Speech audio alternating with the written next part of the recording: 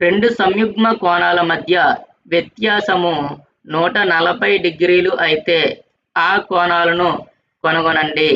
చూడండి, రెండు సంయుగ్మ కోణాల మధ్య వ్యత్యాసము 140 డిగ్రీలు అయితే ఆ కోణాలను కనుగొనండి. చూడండి, సంయుగ్మ కోణం అంటే θ1 ప్లస్ θ2 ఈక్వల్ టు 360 డిగ్రీస్.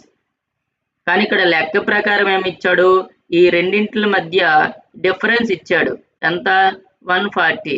అంటే θ1 మైనస్ θ2 ఈక్వల్ టు 140 డిగ్రీస్.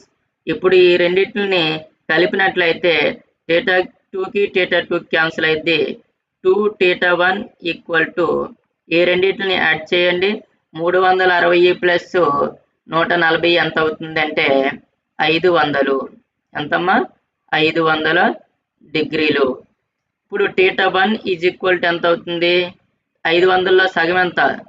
250 డిగ్రీలు. ఇప్పుడు θ1 ఈక్వల్ టు 250 డిగ్రీలు అయితే θ2 ఎంత అవుతుంది?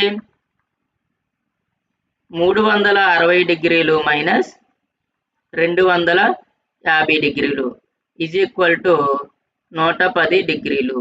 ఇయే ఆ రెండు కోణాలు ఎంతమ్మా? 250 డిగ్రీలు, 110 డిగ్రీలు. ఇయే మనకు కావలసిన సంయుగ్మ కోణాలు.